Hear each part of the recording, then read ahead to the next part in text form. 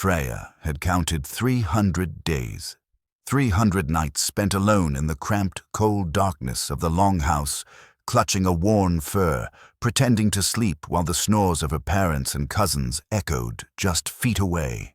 300 nights listening to the wind howl off the fjord, praying to Frigg that it wasn't the same wind tearing at her husband's sail. She remembered the man who left, Magnus. She remembered the warmth of his hands, calloused from the oar but gentle on her skin.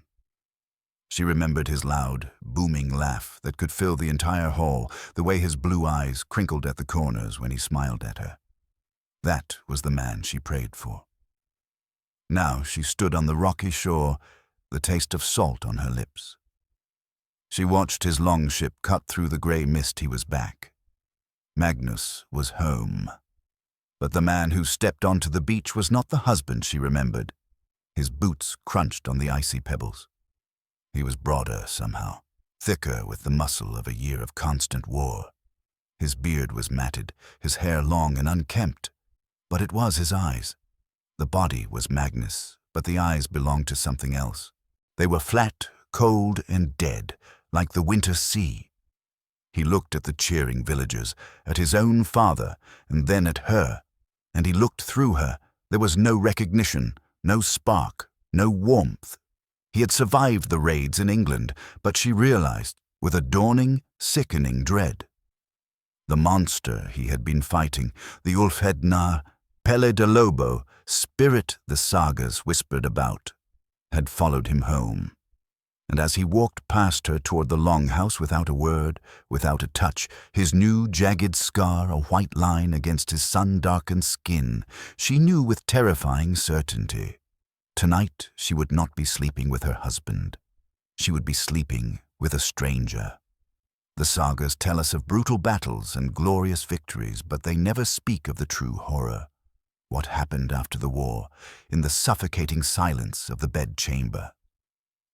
If this story of dark transformation already has you hooked, hit that like button, because the real darkness is just beginning. The Longhouse was suffocating, but not with silence. It was loud.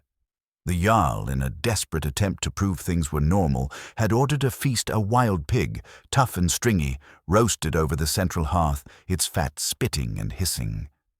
Men were shouting old stories, drinking the last of the weak ale. It was a loud, forced celebration, and in the middle of it all, Magnus sat like a stone. Freya tried. Gods, how she tried. She brought him the best horn, the one filled with the precious mead she had saved for his return. She knelt by his bench, offering it to him. He didn't look at her. He didn't even look at the horn. His eyes, flat and dead, were fixed only on the flames. She felt the eyes of the entire Longhouse on her. She saw her mother look away, ashamed for her. The laughter in the hall quieted. The silence radiating from Magnus was a black hole, sucking the life out of the room. He was publicly rejecting her, humiliating her. Then, hours later, the forced party died. The Longhouse fell into the restless, coughing, shuffling quiet of sleep. The fire was just dying embers. He finally looked at her. He was sitting on his bench, she on hers, across the hearth. It was not the look of a husband, it was the look of a Jarl staring at a thrall, a cold, appraising, possessive gaze. He didn't speak. He didn't motion. He just held her eyes. And then, a barely perceptible tilt of his head toward the dark end of the Longhouse, the animal corner. It was a silent command. Her heart hammered against her ribs. This was not the reunion she had prayed for. This was a dark, terrifying, and humiliating summons. But she was his wife, and after 300 nights of desperate loneliness, she was horrified to feel a dark spark of something, a desperate need to feel anything from him, even this. Her legs trembling, Freya rose. She felt the eyes of her mother, who was pretending to be asleep, follow her as she walked away from the hearth. She walked into the cold darkness of the animal corner. The air here was thick with the smell of hay and manure. She could hear the soft breathing of the cattle and the rustle of straw. She could hear her father snore just 10 paces away. A moment later, his heavy, deliberate footsteps stopped on the dirt floor right behind her. He didn't light a torch. He was just there, a shadow in the dark. She stopped, her back to him, her body rigid.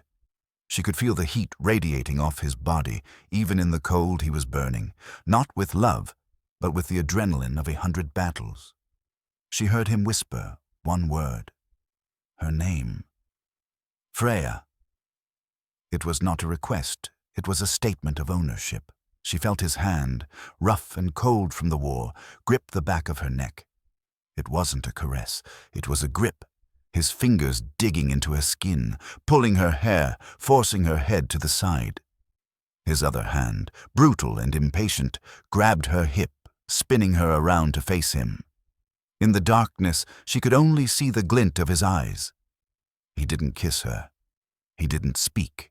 She could smell the stale sweat and dried blood of the raid on him. He pushed her back against the rough wooden wall of the animal pen. The goats rustled nearby. He tore at the laces of her tunic, his breath hot and ragged, not with passion, but with hunger. This was not love. This was a claiming an act of possession. Freya bit down hard on her own lip, the sharp pain grounding her, silencing the scream that was rising in her throat. She was terrified. Terrified he would hurt her, terrified that everyone in the Longhouse could hear them. He took her there, in the cold and the filth, silently, brutally, and without a single word of love. His hands were not the hands of a lover. They were the hands of a plunderer, indifferent to her terror, focused only on his own release. It was the act of a stranger claiming property, not a husband returning to his wife. This was not a reunion. It was a reconquest, and as she lay in the straw, hearing him relace his own breeches, she knew the man she loved was truly dead, and she was now the property of the monster who had taken his place. Freya awoke not to the warmth of a husband, but to the sharp, biting cold of the morning air. And the pain, a dull, throbbing ache between her legs, a sharp sting on her hips, where the rough wooden wall of the animal pen had dug into her skin. She was sore, as if she had been in a battle. She was alone. The hay they had collapsed onto was damp and sticky, smelling sourly of manure and something else, something metallic. She pulled her woolen tunic back on, her hands shaking slightly. Her skin felt raw where his beard stubble had scraped her. A profound, hollow emptiness settled in her stomach. The act, which she had craved in his absence, had felt like a violation. It was fast, brutal, and silent. He hadn't just taken her body. He had taken her hope. He had confirmed that the man she loved was truly gone. She walked stiffly, pushing aside the heavy hide curtain that separated the animal pen from the living area. The Longhouse was slowly coming to life. She could hear the crackle of the hearth being stoked. She saw her mother, her back rigid, pretending to be busy with the cooking pot, pointedly not looking at her. Her mother knew. Everyone had heard. The shame burned her cheeks hotter than any fire. And there he was. Magnus. He sat on a bench near the fire, his back to her. He was already washed, dressed in a fresh tunic. He wasn't resting. He wasn't eating. He was tending to his weapons. Freya stood frozen, watching the rhythmic, hypnotic scrape. Scrape. Scrape. Of a whetstone against the long, deadly blade of his sayax. He was sharpening it with a calm, practiced focus, as if the night and she had never happened. He was a soldier, back in his barracks, preparing for a war that was already over. She felt invisible. Utterly, completely invisible. She turned, desperate to escape, to go back to the dark corner and retrieve her cloak. Her mind was numb.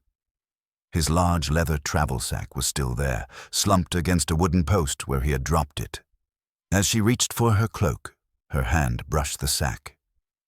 It was heavy, and the smell. It was stronger now, in the daylight. Beneath the familiar scents of pine, leather, and old sweat, there was another smell. A faint, coppery, rotten sweet smell. A butcher's smell. A cold, morbid curiosity, a feeling she hated, made her stop. Her eyes were fixed on the sack. She knew she shouldn't look. She knew with a primal certainty that whatever was in that bag was the source of the emptiness in his eyes. Her heart pounded a dull, heavy rhythm. She knelt. Her hand, trembling, reached for the top flap. It was loose. She pulled it open. Inside, beneath a coil of rope and a spare tunic, was not food or silver. It was a small, crudely sewn leather pouch, stained, dark and stiff, and spilling from it was a collection of dried human ears, pierced and strung together on a leather thong. Trophies. A butcher's necklace. Freya's breath caught in her throat. A silent scream trapped in her chest. She scrambled backward, falling onto the straw, her hand clamped over her mouth as bile rose in her throat. It wasn't just the sight. It was the smell, the coppery rot. It was the smell on him from last night. It was the smell on her. The monster she had felt in the dark was not a metaphor. It was real. And then, the sound, the rhythmic scraping of the wet stone, stopped. The sudden, terrible silence of the Longhouse felt like a physical weight, heavier than the roof beams. She looked up, her eyes wide with terror. Magnus was standing, turned away from the fire, his axe in one hand, the sayax in the other. He wasn't looking at her. He was looking at the necklace of ears she had just exposed. His expression was not shame. It was not anger. It was empty. "Those are mine," he said, his voice flat and dead. The war had not just given him scars. It had hollowed him out and replaced his soul with something else. And Freya was now trapped in a 1,000-square-foot room with it. Freya's breath turned to ice in her lungs. She couldn't scream. She couldn't move. She was paralyzed, her hand still hovering over the desecrated pouch. She could only stare at the cold, empty eyes of the man who wore her husband's face. He wasn't angry. He wasn't ashamed. He wasn't anything. He simply walked over to her. His heavy footsteps, which she used to run to, were now silent on the dirt floor, each one a hammer blow against her heart. He stopped, towering over her as she knelt on the filthy straw. He didn't look at her face. He didn't offer a hand to help her up. His dead eyes were fixed only on the trophies. Slowly, deliberately, he reached down. His large, scarred hand brushed past her face and took the leather thong from her trembling, frozen fingers. His touch was cold. He tucked the pouch back into his sack, pulling the flap closed with a final, definitive tug. And then, without a single glance at her, without a single word, he turned his back to her. He returned to the hearth, sat down on the bench, and picked up his whetstone, and the scraping began again. Scrape, scrape, scrape. That sound, that rhythmic, methodical sound. It was the only sound in the Longhouse. It was the sound of indifference. It was the sound of the monster, calmly preparing its tools. In that moment, Freya understood. The man she had prayed for was a tomb. The war hadn't ended in England. It had just followed him home, and it was now sitting by her fire, sharpening its axe. She realized the brutal act in the animal corner wasn't a one-time reunion. It wasn't a moment of madness. It was the new normal. It was who he was now. She was trapped in this Longhouse, not with a stranger, but with a predator. And the long, dark Scandinavian winter had only just begun. The sagas are full of the glory of the raid and the honor of the battle. But they are silent on the true cost of war. They are silent on the psychological trauma. They are silent on the post-traumatic stress that turned husbands into monsters. They are silent on the stories of the women who had to sleep next to them. This is the forbidden law. The darkness the history books leave out. If this descent into the psychological horror of the Viking Age gripped your soul, subscribe to Nordic Lorekeeper. We unearth the stories that were meant to be buried. and let us know in the comments. What do you think awaited Freya in the long, dark nights to come, trapped in that longhouse with the monster she once called husband?